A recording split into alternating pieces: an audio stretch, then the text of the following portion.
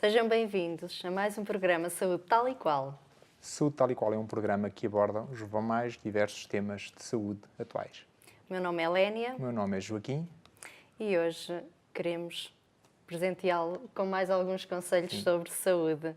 Queremos ajudá-lo a melhorar a sua saúde e, quem sabe, ajudá-lo também a melhorar a saúde daqueles que o rodeiam. Acima de tudo, o que nós pretendemos é que ajudá-lo a refletir, a pensar, afinal de contas, o que é que eu, enquanto pessoa, posso contribuir, qual é que é o meu contributo para ter mais saúde, para ter melhor qualidade de vida. O que é que eu posso fazer pela minha saúde?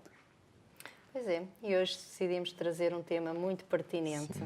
É a prevenção do AVC, ou seja, a prevenção do acidente vascular cerebral. Sim.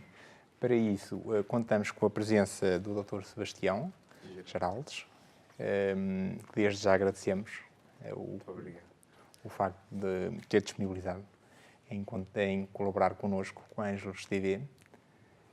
Dr. Sebastião, obrigada por ter aceito este convite prontamente. Dr. Sebastião é médico internista, é membro do Núcleo de Estudos da Doença Vascular Cerebral e também da Sociedade Portuguesa do AVC. Neste momento trabalha numa unidade de cuidados continuados na Santa Casa de Misericórdia de Santarém. Dentro do tema, se calhar para os nossos telespectadores, afinal, o que é o AVC? Assim, tão vulgarmente falado e muitas das vezes as dúvidas. Explicando assim de uma forma simples, o AVC é uma doença que pode surgir subitamente, resultante do aparecimento de uma lesão ao nível do nosso cérebro.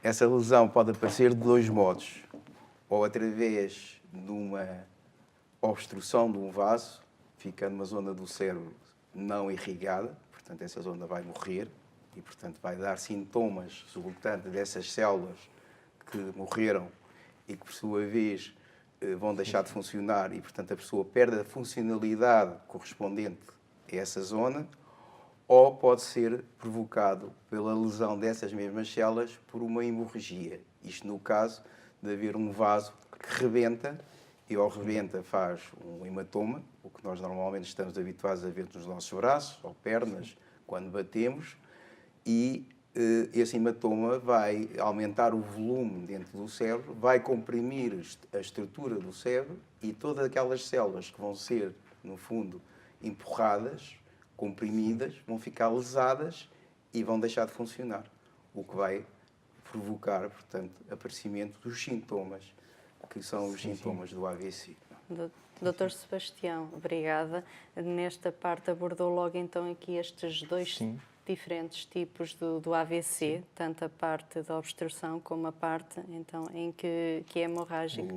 A obstrução chama-se o AVC isquémico, o acidente vascular cerebral isquémico, e quando há hemorragia chama-se acidente vascular cerebral hemorrágico. Portanto, é um AVC hemorrágico. São os dois tipos de AVC que poderão, portanto, surgir e que são os mais frequentes. Eu estou-me a lembrar de uma das terminologias que se usa muito pelo povo, que é a trombose. Olha, deu-lhe uma trombose. Exatamente.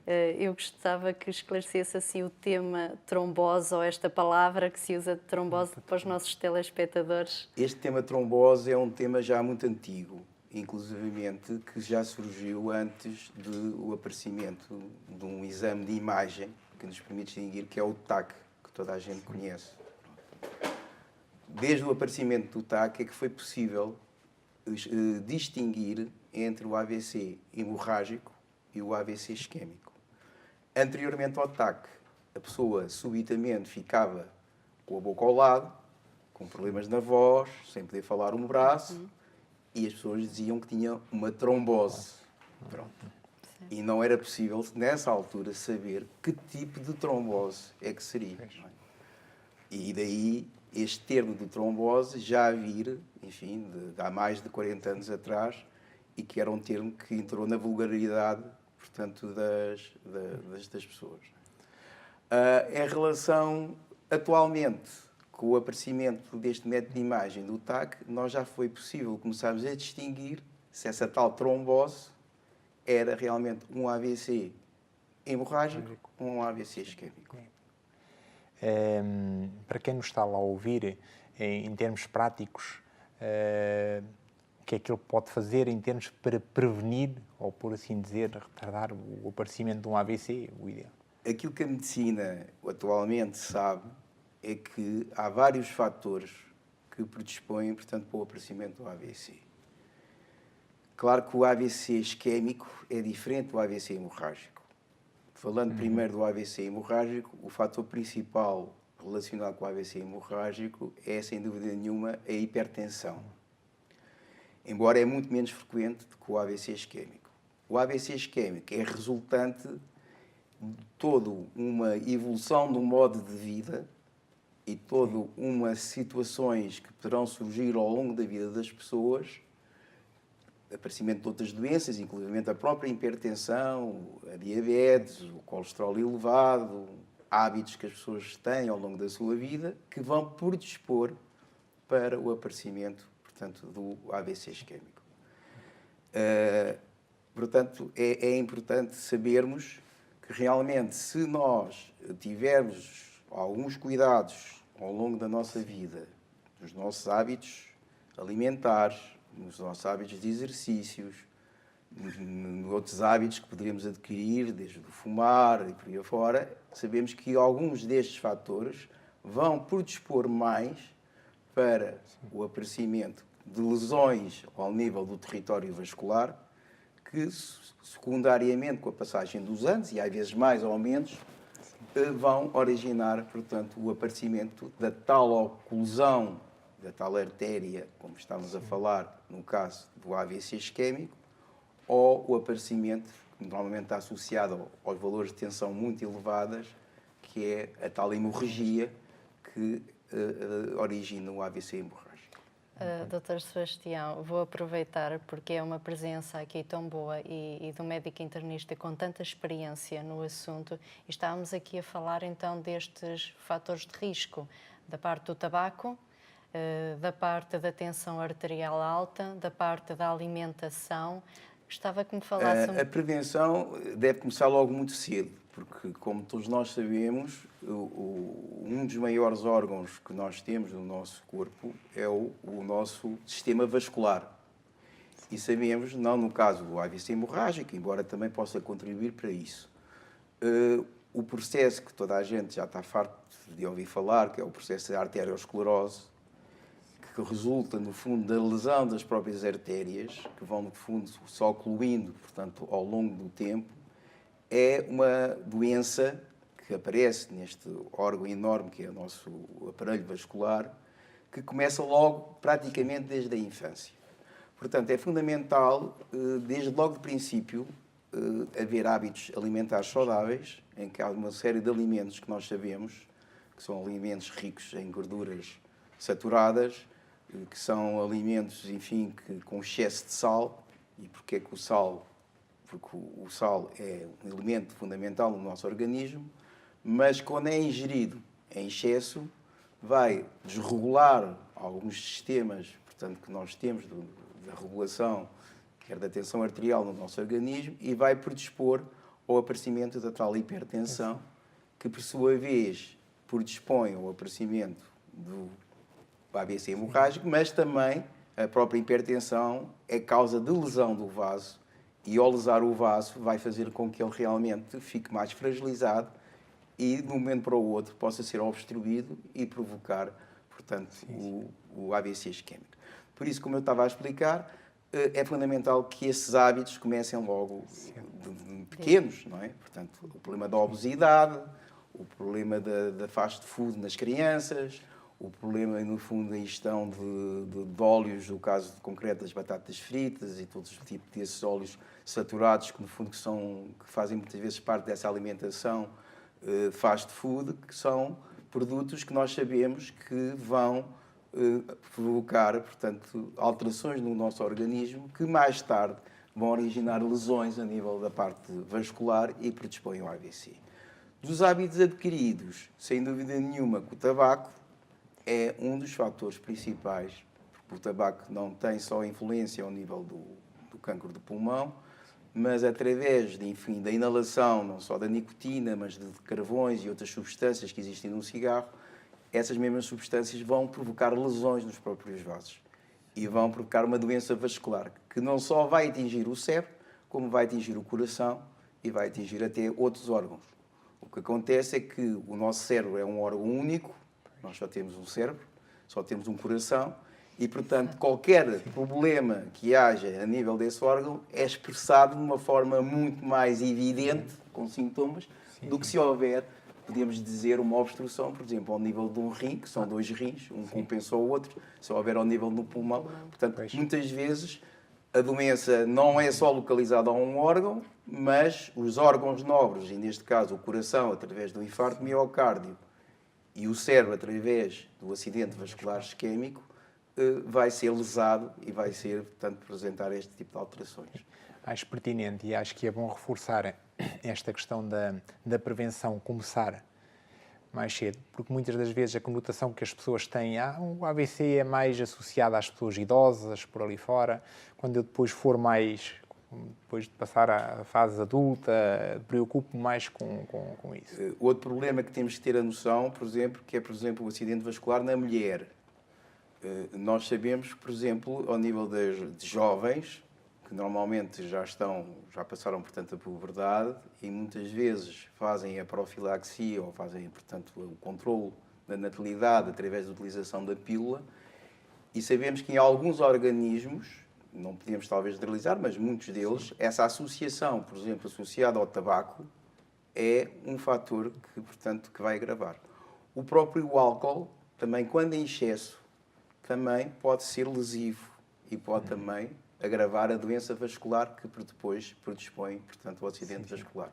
Por exemplo, o álcool tem mais influência no aparecimento, por exemplo, do AVC também hemorrágico, também tem influência no isquémico, mas verifica-se, por exemplo, que as pessoas que têm ingestão excessiva de álcool e que têm hipertensão, muitas vezes têm mais AVCs hemorrágicos do que propriamente AVCs isquémicos.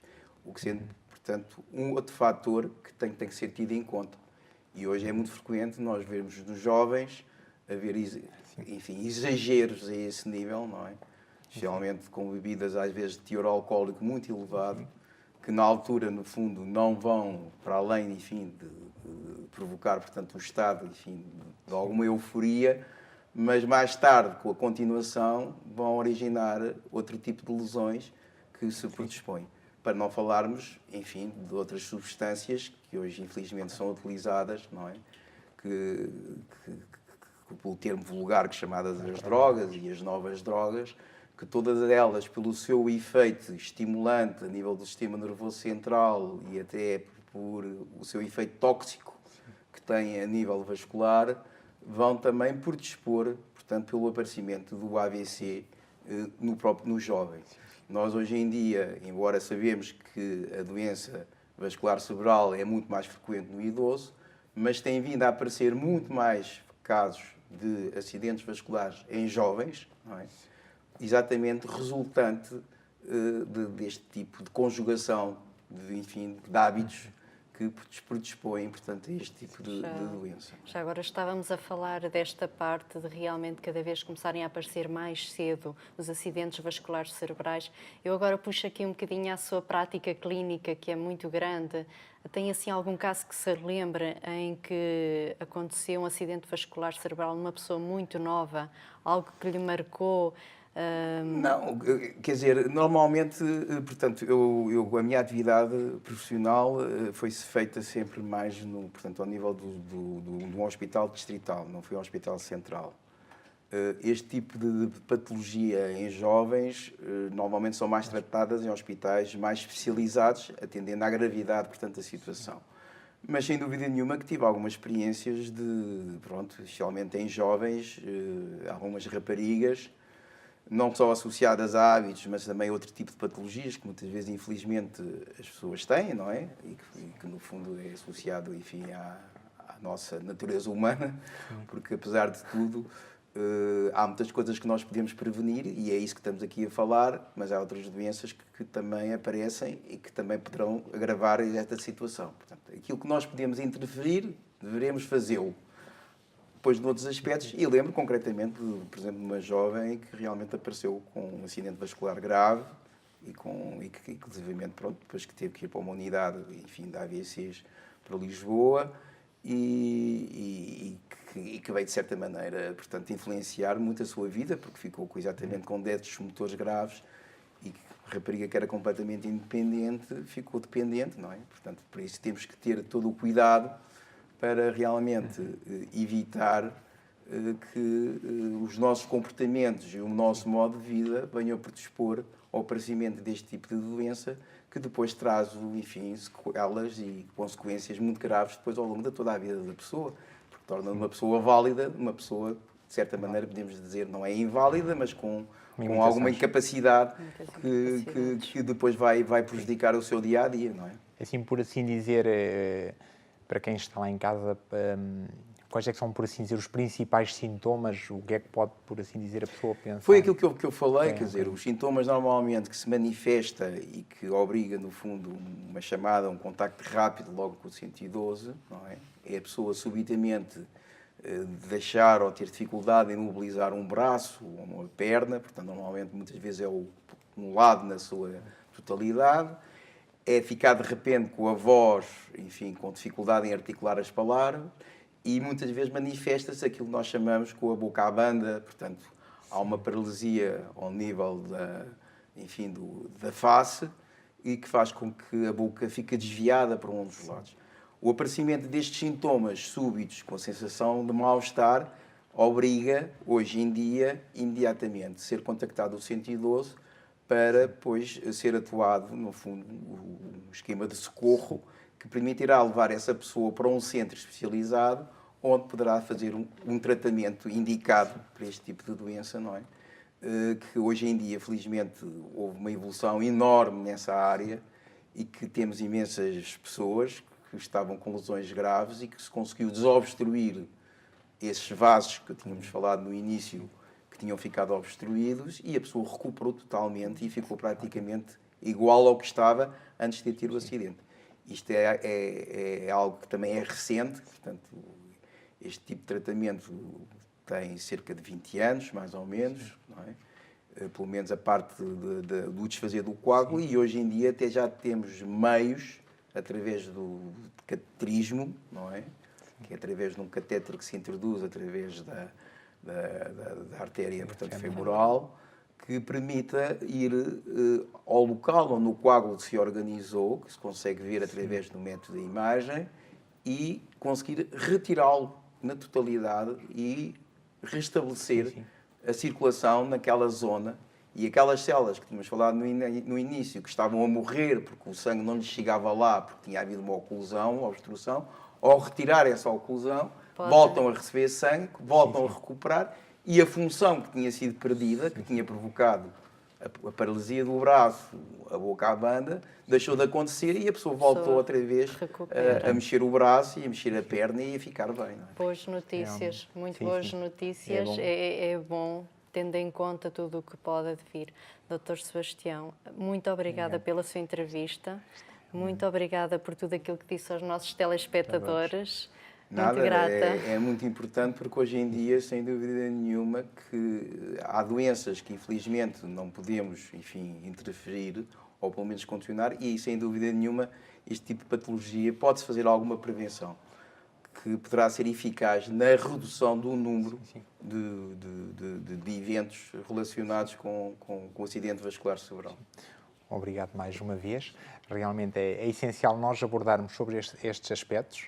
É bom nós começarmos a consciencializar-nos, afinal de contas, o que é que podemos fazer. Esta tal prevenção que começa muito antes. E, no fundo, por nós acreditarmos que você consegue e que é capaz, nós mantermos um pouco esta rúbrica do desafio da semana.